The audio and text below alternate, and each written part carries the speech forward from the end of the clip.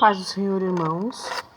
Nós vamos gravar agora a 11ª aula da nossa Escola Bíblica Dominical da classe de adolescentes. Então, o nome da aula é a mídia virtual e a família.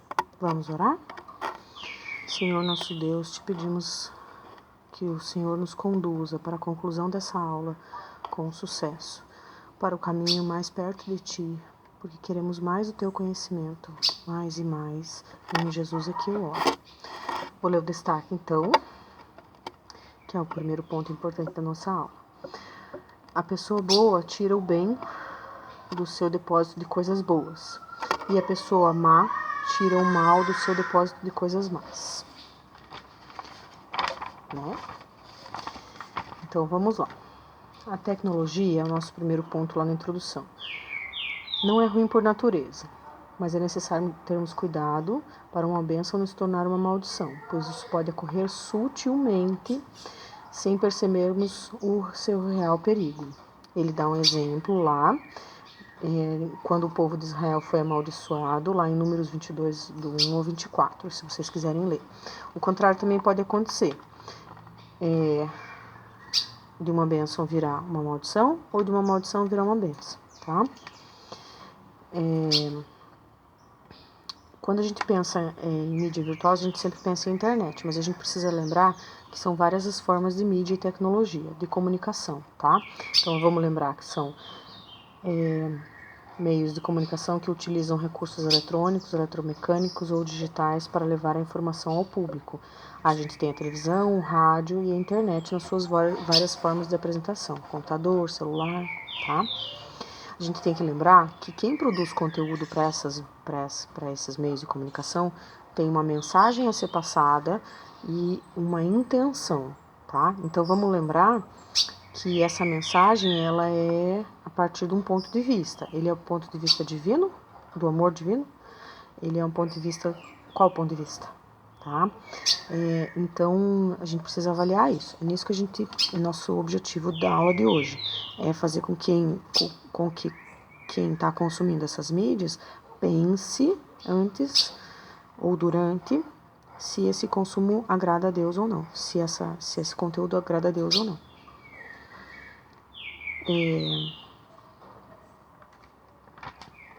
Esse que é o maior dos perigos, né?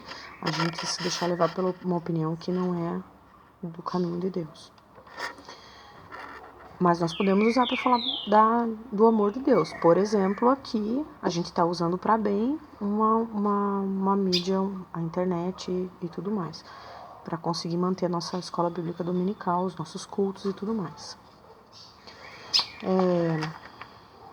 Você precisa ter cuidado com o que colocará diante dos seus olhos. Ele cita também o Salmo 101.3. Geralmente não fazemos tudo o quanto é bom e que agrada a Deus porque optamos por fazer o mal. Essa é a situação do pecador, tá?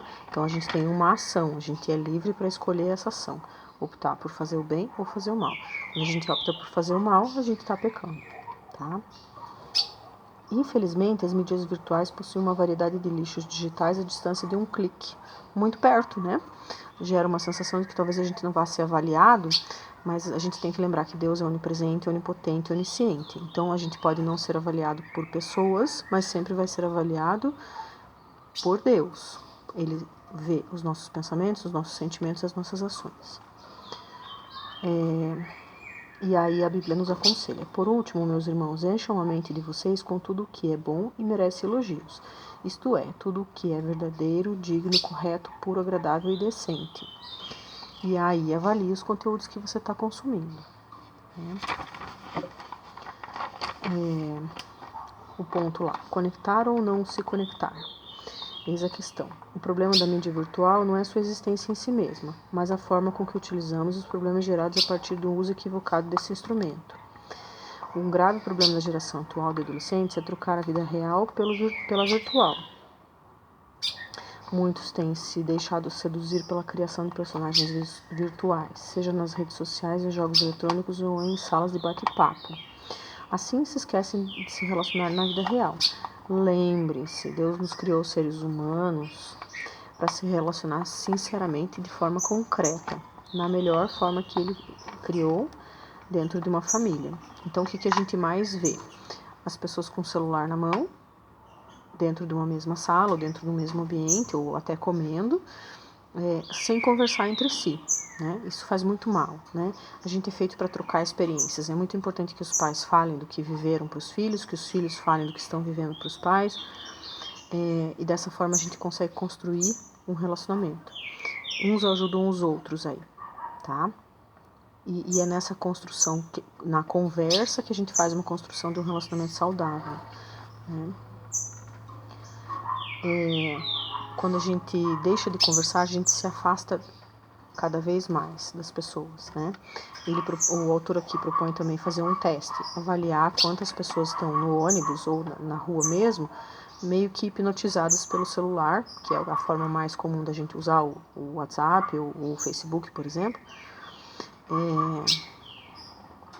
Ele coloca assim: infelizmente essa prática tem achado lugar em nossos cultos, escolas e lares, né?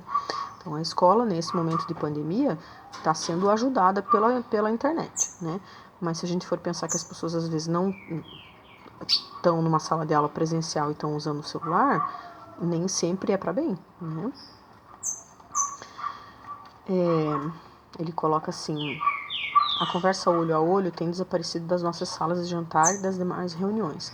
Não foque o seu olho no mundo virtual, mas foque na vida real. Ela passa rapidinho. Verdade, viu? Verdade. Que passa rapidinho. Família unida permanece unida, mas diariamente conectada. Então, ele fala aquilo que eu já tinha colocado aqui antes, assim: estar presente num lugar não tem sido presente sem o celular, não tem sido uma tarefa fácil, né? Eu vou lembrar vocês que existem problemas que são agravados, problemas da saúde mental, por exemplo, que são agravados pela falta do convívio social real, tá?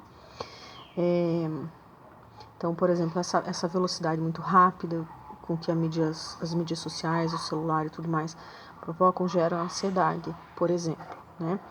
As depressões também, né? E aí as pessoas muito tímidas também, né? Elas deixam de aprender a conviver em sociedade real e aí se tornam muito tímidas. Ele coloca introvertidas, sem habilidade de comunicar-se. Não é que seja causa, mas aumenta aquilo que já existe, né? A mídia social pode, o exagero da mídia social pode aumentar os problemas. Ele coloca assim: cuidado para não ficar conectado demais e esquecer da vida real. A vida real, é um dom de Deus para você. Experimente a beleza de valorizar o presente que Deus escolheu, que Deus lhe deu, a família, né? A gente tem que se lembrar que isso serve para todos, não só para os adolescentes. Os adultos, em geral, foram criados nessa geração, foram criados num ambiente que não existia mídia social, né? Existia televisão, existia rádio. Então, talvez para os adolescentes seja mais comum celular, né, internet, mas isso serve para todos, né? Como vimos, a mídia virtual em si não é um problema, mas o modo como utilizamos e o conteúdo que nela consumimos que define se ela é boa ou má para nós. Use as mídias virtuais com sabedoria e prudência e não se deixe seduzir por esse mundo, mas que sua mente seja formada e transformada pelo Espírito Santo. Ele cita aqui Romanos 12, 2. Dentro dos nossos objetivos aqui, o principal, então, é a gente aprender a avaliar se aquilo nos faz bem ou nos faz mal.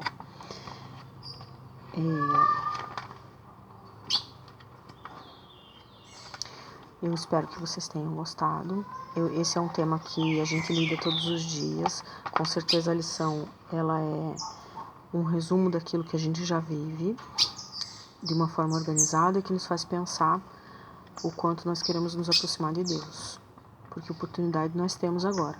A internet é justamente um depósito, como diz ali no nosso destaque, de coisas boas e ruins. A questão é que a gente pode escolher coisas boas ou coisas ruins. Eu espero que vocês escolham a Deus a cada dia, a cada instante, e que nós continuemos assim. Eu agradeço a todos. Paz do Senhor.